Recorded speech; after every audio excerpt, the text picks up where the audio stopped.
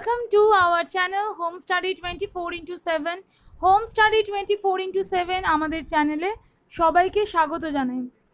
Today the topic is spleen. That is physiology of spleen. আমরা spleen বা প্লীহার গঠন এবং তার ফিজিওলজি সম্পর্কে কিছু ব্রিফ ধারণা নেব। শুরুতেই আমাদের পরিচয় দিয়ে দিই, আমি speaker Sonali Ghatak and editor Aninda Bhattacharya. So let's start today's topic. Physiology of স্প্লিন।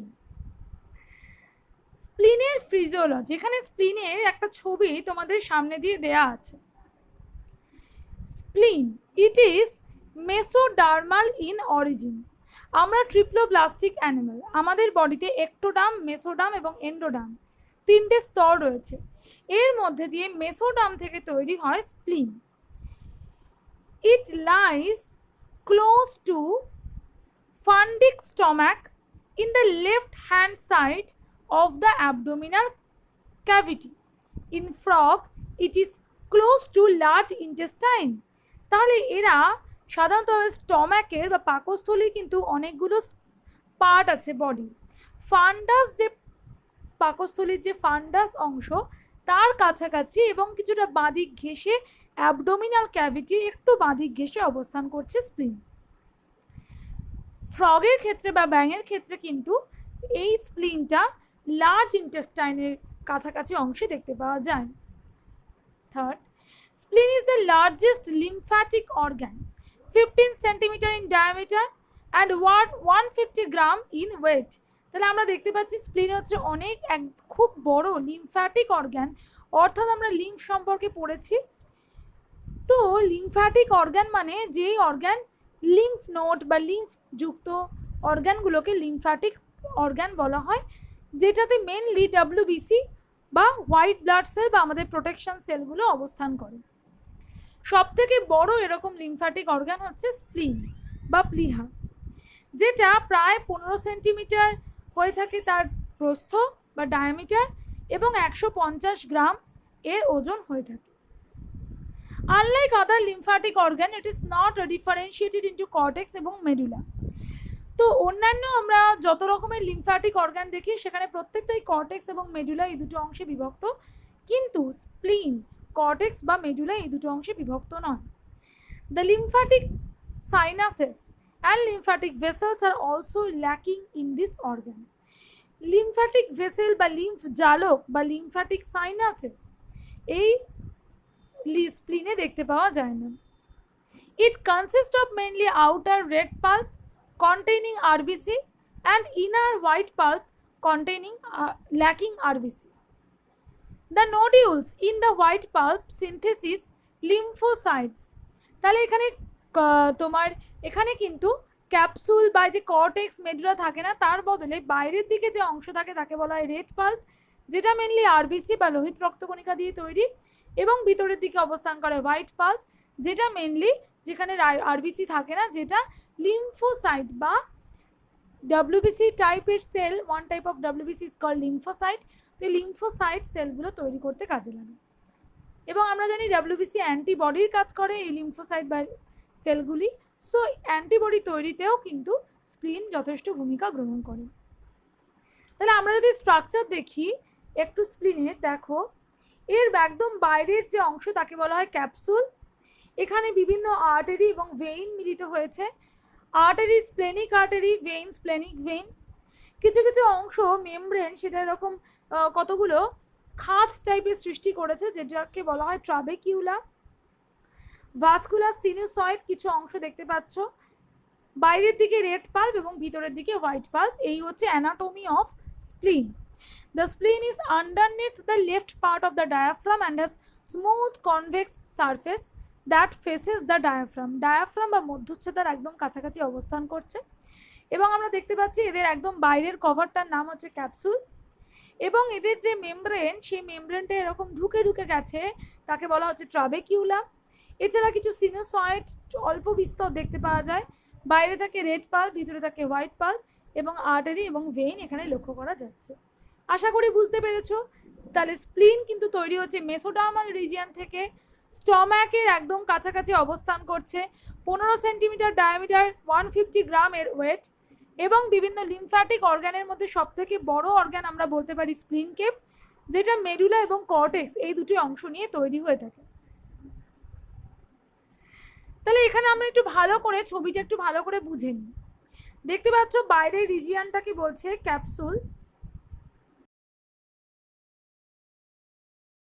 দেখতে পাচ্ছ এই স্ট্রাকচারটা খুব ভালো করে, যে একদম বাইরের যে রিজিয়ন তাকে বলা হচ্ছে ক্যাপসুল। তারপরে এখানে কিছু মেমব্রেন দেখতে পাচ্ছ, যেই মেমব্রেনগুলো ভিতরের দিকে ঢুকে গিয়ে নাম হয়েছে ট্রাবেকিউলি ক্যাপসুল, ট্রাবেকিউলি। কিছু এখানে structure vascular sinusoids, red pulp, এবং ভিতরের দিকে দেখতে পাচ্ছ হোয়াইট পাল্প, যেটা primary follicle, marginal zone, peri arteriolar lymphoid sheath বা পালস, যেটা হোয়াইট পাল্প যেটা নিয়ে তৈরি হয়েছে, মেনলি তিনটে স্ট্রাকচার নিয়ে তৈরি হয়েছে। কিছু অংশে প্রাইমারি ফলিকল দেখা যাচ্ছে, কিছু অংশে দেখা যাচ্ছে মার্জিনাল জোন, এবং কিছু অংশ দেখা যাচ্ছে পেরি আর্টেরিওলার লিম্ফয়েড, যেটা পেরি আর্টেরিওলার লিম্ফয়েড শীট, যেগুলো মেনলি তৈরি করছে ডব্লিউবিসি বা লিম্ফোসাইট তৈরি করতে কাজে লাগে। এছাড়া দেখতে পাচ্ছ এখানে জার্মিনাল কিছু সেন্টার আছে, আর ভেইন আর আর্টারি। তোমরা জানো আর্টারি বা ধমনী যে বিশুদ্ধ রক্ত বহন করে, অর্থাৎ অক্সিজেন যুক্ত ব্লাড ক্যারি করতে পারে, কিন্তু ভেইন সবসময় দূষিত রক্ত বা CO2 যুক্ত রক্ত ক্যারি করতে পারে। এটা হচ্ছে স্প্লিনের অ্যানাটমি বা স্প্লিনের গঠন বলতে পারো। তাহলে স্প্লিনের যদি ফাংশন আসে সেক্ষেত্রে আমরা কি বলবো? স্প্লিনের ফাংশন বলতে আমরা আসবো যে স্প্লিন মেনলি কাজ করে ডিফেন্সে। Macrophage lining spleen remove microorganism from blood and phagocytose them. Macrophage one type of WBC। Macrophage, macro মানে বড়, ফাজ মানে খাওয়া। এরা বড় বড় যে মেটেরিয়ালগুলো, অর্থাৎ যেগুলো অ্যান্টিজেন যুক্ত সেলগুলোকে খেয়ে ফেলতে পারে, অর্থাৎ এরা রিমুভ করতে পারে মাইক্রো অর্গানিজম। এবং আর কি আছে? হিমাটোপোয়েসিস। পোয়েসিস মানে উৎপন্ন। Monocyte and lymphocyte complete their development in the spleen. Spleen কিন্তু হিমাটোপোয়েসিস বা উৎপন্ন করতে, অর্থাৎ ব্লাড সেলগুলো, তার মধ্যে মোনোসাইট লিম্ফোসাইট এখানে কমপ্লিট হয়। Red blood cell and platelet destruction. Graveyard of RBC বলা হয় স্প্লিনকে। তার কারণ macrophage remove worn out RBC and imperfect platelet and destroy them. Salvage iron and globin from destroy RBC। Actual RBCকে নষ্ট করা সেই সমস্ত কিছু ম্যাক্রোফাজ এবং প্লেটলেট করে থাকে। ব্লাড রিজার্ভার, যারা ব্লাডকে স্টোর করতে পারে। FYI, as response to hemorrhage, spleen can self-transfuse about 200 milliliter blood. স্প্লিন কিন্তু 200 মিলিলিটার ব্লাড নিজেরা ট্রান্সফিউজ করতে পারে। তাহলে ব্লাড রিজার্ভার হিসেবেও আমরা দেখতে পাচ্ছি স্প্লিনের ভূমিকা। এবার আমরা একটু স্প্লিনের কাজটা পড়ব, কি করে সার্কুলেশন হয় থ্রু স্প্লিন। আগে একটু বলে দিই, তারপরে তোমাদেরকে ব্যাপারটা বোঝাচ্ছি। Blood flows into the spleen via the splenic artery which branches into trabecular arteries. তাহলে স্প্লেনিক আর্টারি দিয়ে সাধারণভাবে স্প্লিনে ব্লাড ট্রান্সফিউশন ঘটে বা ব্লাড ফ্লো ঘটে, এবং যেটা পরবর্তীকালে ট্রাবেকিউলার আর্টারিসে গিয়ে মিলিত হয়েছে। ট্রাবেকিউলার মানে দেখতে পাচ্ছ, ট্রাবেকিউলার আর্টারিসে গিয়ে মিলিত হয়েছে। As an individual trabecular artery emerges from the connective tissue, it is then known as the artery of the white pulp or central artery. এই স্প্লেনিক আর্টারি, অর্থাৎ আর্টারি মানে ধমনী, যখন মিলিত হয়ে ট্রাবেকিউলার আর্টারি বা হিলাস গঠন করছে, তারপরেই এক একটা আর্টারিকে বলা হয় সে তারা হোয়াইট পাল্প তৈরির জন্য ইউজ করা হচ্ছে। So it is known as the artery of the white pulp or central artery, which is surrounded by the PALS periarteriolar lymphoid system. The blood vessel continues into a lymphatic nodule as the nodular artery. এই blood vessel গুলো continue থাকে, lymphatic নোডিউলে বিস্তৃত থাকে, তাকে বলা হয় নোডিউলার artery. The nodular artery becomes smaller and terminate in the marginal zone or form a vascular tuft in the red pulp. এই white pulp আস্তে ধীরে রেড পাল্পে গিয়ে মিলিত হচ্ছে। আর্টেরিওলার অফ রেড পাল্প, অ্যান্ড সেখান থেকে এলিপসয়েড এবং আর্টেরিওলার ক্যাপিলারিতে গিয়ে মিশছে। ওকে, cells from the white pulp known as the pulp arterioles. তাহলে যেগুলো হোয়াইট পাল্পে মিশছে যে আর্টারিগুলো তাকে বলা হয় white আর্টেরিওলস। Continue to red pulp as a sheathed capillaries. এই আর্টেরিওলস যখন রেড পাল্পে মিশছে তখন তৈরি করছে sheathed arteriole, sheath যুক্ত আর্টেরিওল। The sheath capillaries are surrounded by macrophage and a network of reticular cells of fibers. তাহলে আমরা দেখতে পাচ্ছি স্প্লিনে যে আর্টারিগুলো ধমনীগুলো মিলছে সেগুলো একত্রিত হয়ে ট্রাবেকিউলার আর্টারি তৈরি করছে, সেখান থেকে হোয়াইট পাল্পে গিয়ে মিশছে এবং তখন তার নাম হচ্ছে সেন্ট্রাল আর্টারি। তারপর এগুলো আর্টেরিওল অফ রেড পাল্পে গিয়ে মিশছে, রেড পাল্পে মেশার পর এটা শীত ড্রপ আর্টেরিওল নাম হচ্ছে এবং তারপরে আর্টেরিয়াল ক্যাপিলারি নামে ভূষিত হচ্ছে। এক্ষেত্রে দুটো theory applicable. Two theories predominate relative to the connection between the sheathed capillaries and the venous circulation: the closed circular theory and the open circular theory. The closed circular theory and the open circular theory. You can see the closed circular theory proposes that blood empties from the capillary directly into the splenic sinus. তাহলে আমরা দেখতে পাচ্ছি close থিওরিতে এরা splenic সাইনাসে গিয়ে মিলিত হচ্ছে এবং সেখান থেকে pulp vein, large vein, trabecular vein হয়ে স্প্লেনিক ভেইনে গিয়ে মিলিত হচ্ছে। তাহলে আর্টারির মাধ্যমে অক্সিজেনেটেড ব্লাড আসছে যেটা ভেইনে গিয়ে মিলিত হচ্ছে, মাঝখানে এরা স্প্লেনিক ভেনাস আর্টারিতে গিয়ে মিলিত হচ্ছে প্রত্যেকটা। আর ওপেন সার্কুলেশন থিওরিতে আমরা কি দেখছি, blood empties into spaces between the reticular cells of the red pulp outside the sinus and then enters the circulation through slits in the sinus wall.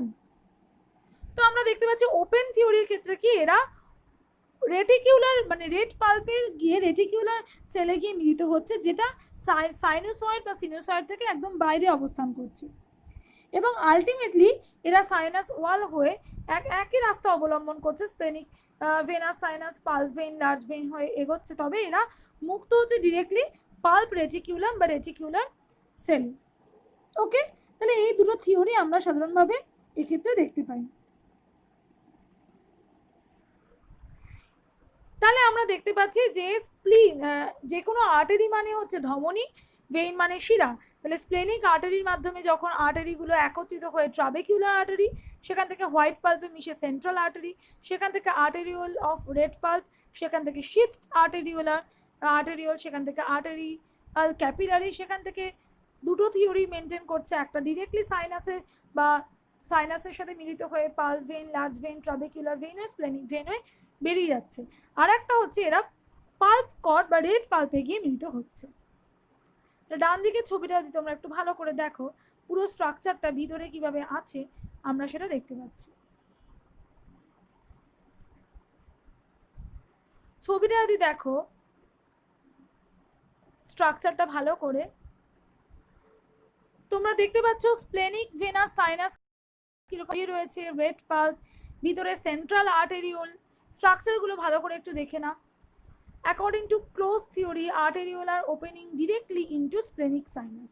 এখানে স্প্লেনিক ভেনাস সাইনাস তোমরা দেখতে পাচ্ছ, আর এখানে আর্টেরিওলার capillary দেখতে পাচ্ছ, যেই ক্যাপিলারিগুলো ডিরেক্টলি সাইনাসের সাথে মুক্ত হয়েছে। ওকে, এখানে ক্যাপসুল আছে, এগুলো ট্রাবেকিউলি, রেড পাল্প আর্টেরিওল, এলিপসয়েড শীত আর্টেরিওল। এখানে পুরো ভিতরে স্ট্রাকচারটা তোমাদের সামনে দেখানো হয়েছে।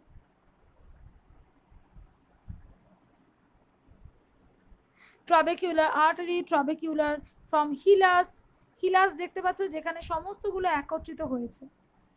এখান থেকে কিন্তু আর্টারির মাধ্যমে যাচ্ছে, এই হোয়াইটগুলো হচ্ছে আর্টারির মাধ্যমে সেন্ট্রাল আর্টারি হয়ে আর্টেরিওল হয়ে কখনো এটা রেড পাল্পে গিয়ে মিশছে, কখনো এটা সাইনাসে গিয়ে মিশছে, দেখতে পাচ্ছি আমরা। আর উল্টো দিকে ভেইন যেগুলো দেখতে পাচ্ছ, যে আর্টারি যেগুলো যাচ্ছে এই সাদা জায়গা থেকে, আর ভেইনসগুলো কিন্তু অন্যদিকে তার মুভমেন্টটা হচ্ছে এই রেড পাল্পের জায়গা থেকে ট্রাবেকিউলার ভেইন গিয়ে মিলিত হচ্ছে। এবং সব জায়গা থেকে দেখতে পাচ্ছ যে ভেইনগুলো কিন্তু আর্টেরিওল হচ্ছে সাদাগুলো, আর ভেইন হচ্ছে এখানে ডার্ক লাইট আলো দিয়ে ডার্ক কালার দিয়ে যেটা বোঝানো হয়েছে। এটা হচ্ছে ভেইন, যেগুলো আমি এখন দেখাচ্ছি, আর হোয়াইটগুলো হচ্ছে আর্টারি, যেটা উপর দিকে যাচ্ছে। আশা করি বোঝা গেল, সব কটা গিয়ে কিন্তু একদম শেষে গিয়ে মিলিত হয়েছে। According to open theory, arteriole open into pulp cord between splenic sinusoid, এখানে দেখতে পাচ্ছ। তো আমরা আজকে স্প্লিনের মাধ্যমে কি করে ব্লাড সাপ্লাই হচ্ছে পুরো ঘটনাটা আমরা তোমাদের সামনে তুলে ধরলাম। আশা করি তোমরা বুঝতে পেরেছো। তোমাদের যদি আমাদের এরকম ভিডিও ভালো লেগে থাকে তো অবশ্যই সাবস্ক্রাইব করো, শেয়ার করো, লাইক অ্যান্ড কমেন্ট করো। তোমাদের লাইক অ্যান্ড কমেন্ট কিন্তু আমাদেরকে মোটিভেট করবে এরকম ভিডিও তোমাদের সামনে তুলে ধরার জন্য। Thank you very much, stay safe.